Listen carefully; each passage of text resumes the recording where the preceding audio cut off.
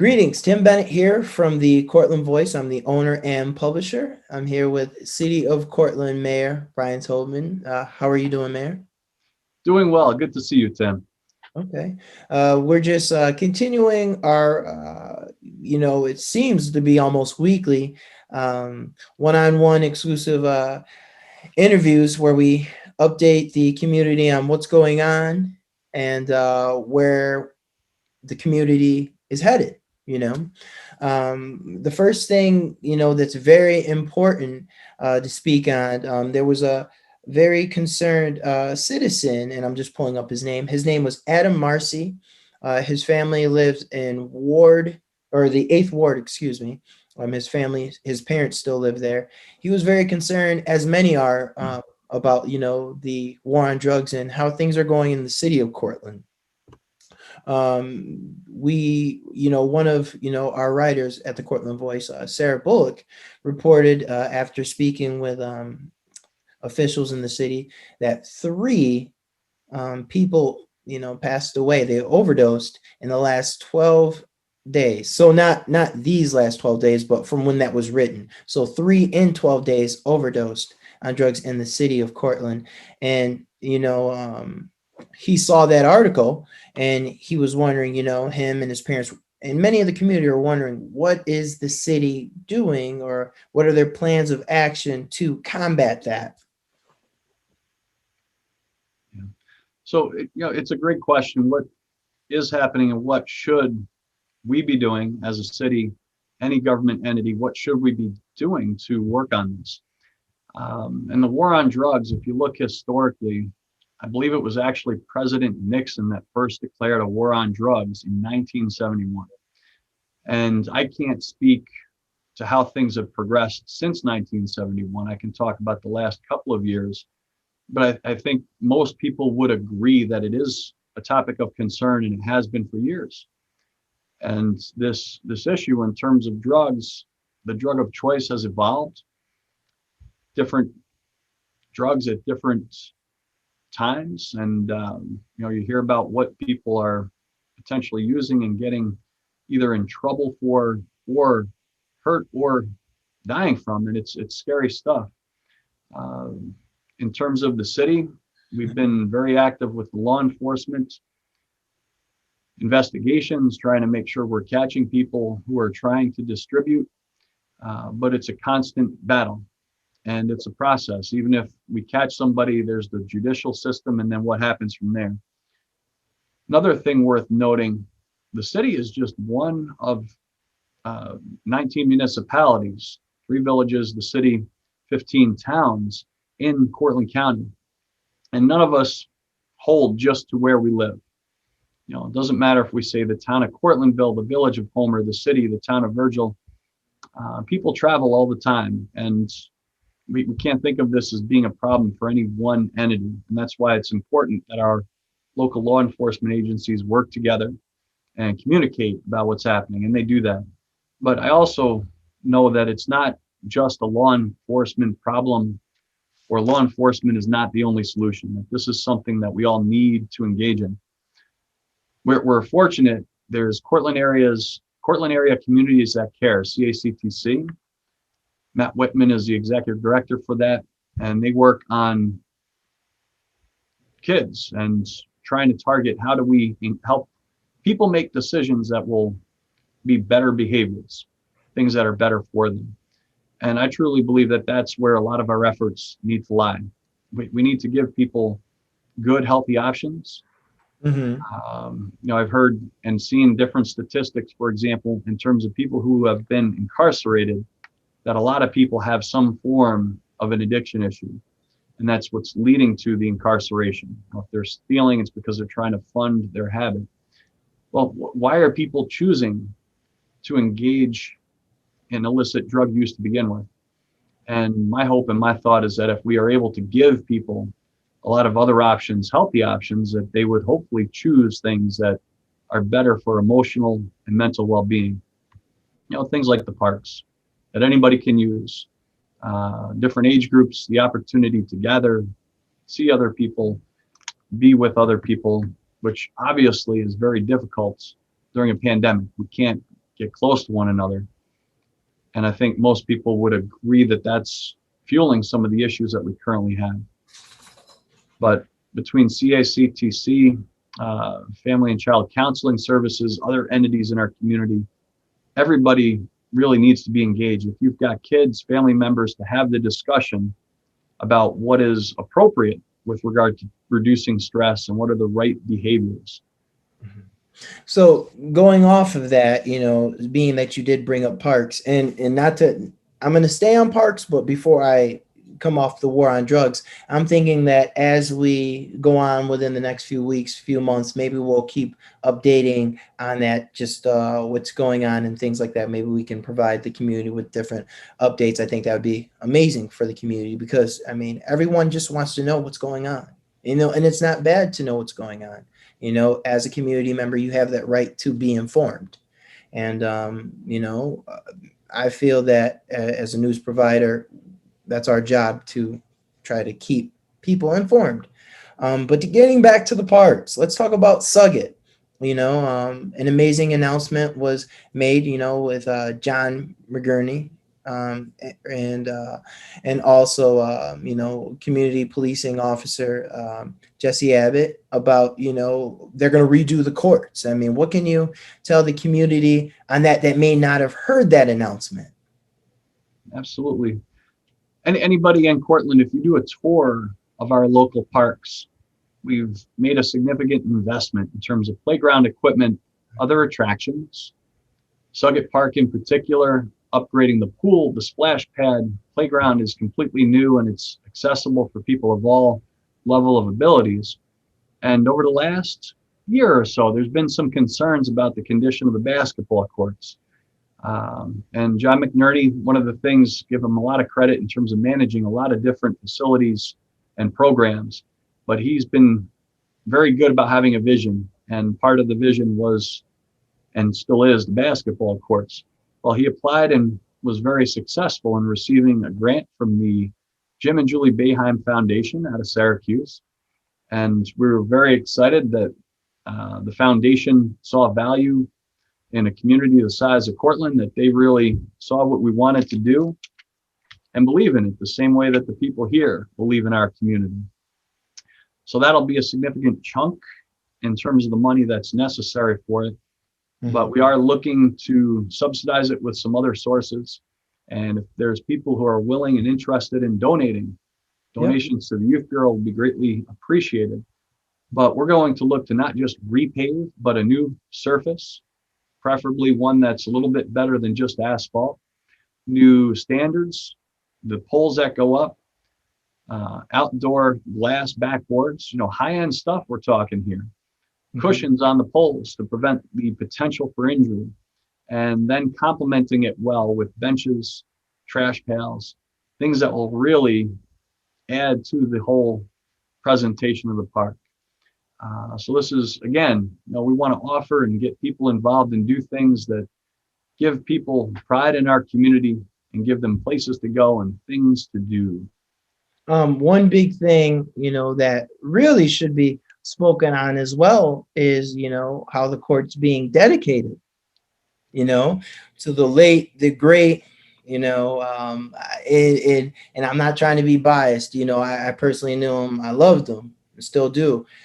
Eric Pryor, he a SUNY Cortland alum, involved in the community, was a police commissioner, great coach, things like that. It's great to see, another person, be honored that deserves it in this community. Like, what can you say on that? Well, I think many people already know who we're talking about. Eric Pryor was a longtime community member. I believe he chose to make Cortland his home community. Was very involved and engaged in youth sports and activities. As you said, while he was here, he went, I think, back to school, graduated, got his degree from SUNY Cortland. I had the good fortune of getting to know him and asked him to be on the police commission for the city, and he served as a police commissioner right up to the time of his ill-timed death. And the idea is that there will be a 3-on-3 basketball tournament in his memory every year, bring people together, do something fun, and maybe we'll be able to do some things in terms of continuing to fund the types of activities that he supported and was such a proponent of. And I think it'll be a wonderful way to honor his memory. Eric was a tremendous asset for our community. Many people felt the loss, but coming together and honoring his memory is a great way to keep his spirit alive. Amazing. And to go off of that, I'd also like to go into our next topic, the third and final topic, E203. What kind of updates do you have on that for the public? Very good. So the Governor Cuomo's Executive Order 203, EO203, we call it for short. Basically, he asked every place that has a law enforcement function, and here's the guidebook: Police Reform and Reinvention Collaborative. EO203 said, hey, if you have a law enforcement agency, you need to sit down, review what you do, but more importantly, look to the future. And can you reinvent or reform how policing is currently done? And he wanted it to be done in collaboration with community partners. So we've been very active on this in the city. I'll give props to the Village of Homer Mayor, Hal McCabe. He helped us out, and we had the opportunity. There's a mediator that's been involved. We've met with representatives from multiple groups in our community. I think the correct term would be marginalized, people that have been in populations that may not have had the opportunity for their voices to be heard as much. Mm-hmm. And we've been working with the mediator, with representatives from different groups. We've also had a public survey that went out to a stratified sample in the community, collaborating with a SUNY Cortland professor. And we are going to be receiving the results from that soon. And we've also held 4 public forums. And the public forums were an opportunity for anybody to submit their thoughts. We were open to receiving them via email or snail mail as well, but really asking the community, hey, what do you think we are currently doing? What do you think of the job for the City of Cortland Police Department? And more importantly, moving to the future, what do you want to see more of, mm-hmm. or potentially less of from our law enforcement agency? Next Tuesday, February 2nd, is our next City Council meeting. We're going to start some discussion, and we don't have a final draft in terms of a report, but we're looking at the timeline, and we need to have this finalized by April 1st. And I've been very aware that in order to do that, we need to get some things in front of council in a timely manner. So my plan is next Tuesday to speak with council at our public meeting about the general concepts, what's being recommended, and then being able to take those concepts and drill down and then work on the verbiage so that we are going to have a strong final document that comes from our collaboration with other community partners, and council will have the opportunity for input. From the city, it's been myself, Bruce Teitler from the City Council. He's been carrying a lot of water with this, and also the police chief, Mike Catalano, and our deputy chief, Paul Sandy. The 4 of us have been very involved in this. A lot of time and effort, but very well spent. And I have to say, I really do appreciate the efforts. And I don't want to list all the names because I'll forget somebody, but our community partners have stepped up, taken on this volunteer task. People from the community who joined our Zoom meetings to share their thoughts. This is what makes Cortland a great place to raise a family. We can talk to one another, we listen to one another, and we can make changes in terms of the services that we provide based upon what's best for our community. Quick question for you. So out of the 4 names that you had said that are very active in the, in the executive order, for your version of it, your copy of it. My question to you is, will there be anybody else? Will there be any additional opportunities for people to give towards that before you finalize it? Obviously, with February 2nd coming up, you'll be just around 60 days, give or take, from April 1st. The reason why I ask this question is, I mean, I thought of this, every day, we take these different trainings and whatnot, to be, for diversity. And my thought was, for the most part, that was for males. So I was, from the mindset of for males that are overseeing this, from maybe like, I know everyone was able to give input as far as the in the calls, but is anybody else going to have a chance to look over, or that might not identify as a male? Well, to reiterate what we've done in terms of the process, it's been collaborative.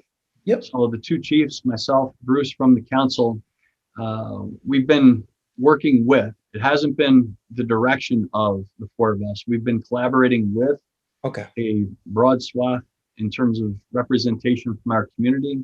Hmm. The mediator was excellent. She's been wonderful to work with. And in terms of going forward, uh, we've had a lot of engagement, but as we move forward, I anticipate that people will reinforce, the people who were involved will reinforce that this has been a collaborative process. Um, it's been a listening experience on the front end, and the fact that it's Bruce, myself, well, volunteers in terms of who from the city, the Hmm. police chief and the deputy chief, that made sense because they are responsible for the direct implementation of law enforcement. So we need to make sure that we have everybody involved who should be. But what will happen now is it goes to council. City council will have the opportunity to look, dissect, debate, make recommendations, because at the end of the day, it falls to the city council to make the final approval. And by presenting to council February 2nd, we'll have one more meeting in February. Hmm. And then we may have the opportunity to have a final draft for the first meeting in March. And if we have any hiccups or bumps, then we still have our second meeting in March, third week in March, that we could potentially push back a final vote for the council. But we've adhered to a very open and listening process. And as one of the, well, I suppose you could say there are 5 law enforcement agencies in Cortland County. You've got the state police, but that's statewide. Yep. SUNY Cortland has their university police, and that falls under the state as well. Hmm. And we were very fortunate. The UPD chief and others from SUNY volunteered time to assist in the process. Hmm. And then the 3 agencies, Village of Homer, Cortland County Sheriff, and the City of Cortland Police Department, were all working on our drafts. And like I said, I appreciate partnering with Hal and the village, and was, I think, maybe easier for some of our community partners because they could go to one meeting and work with 2 agencies at once. Awesome. So yeah, so you had basically like a brain trust all working together, hitting the whole county. Okay, well, is there any other things that you would like to say before we end the call, or is there any other closing word, anything you'd like to say? Well, every meeting at this point, I think it's important to talk about COVID-19. Where do we stand? The numbers are coming down. It looks good, but we also know that that could change in a heartbeat. So we need people to continue Mhm. to obey the protocols. And it's little things like, okay, making plans for the Super Bowl. Make sure that you don't have your traditional gathering, which is unfortunate, but this is what we need to do until we're a little farther along. In terms of vaccinations, I know there's been a lot of concern and consternation. I want to get an appointment. I can't. There's only so much capacity right now. Until the number of shots increases, you can't move people along until the number of opportunities becomes greater. So we still need to be patient. But with appropriate actions by all of us, we are going to continue to keep the numbers low and reduce the risk for at-risk populations. And if we do that, knock on wood, we are probably past some of the worst of this if we do that. So people, I think, we do have the opportunity to look ahead to better days, brighter days, but let's keep paying attention to our daily habits. Thank you for that. And to you, God bless. Thank you. You as well, Tim. Thank you for having me. Yes, sir.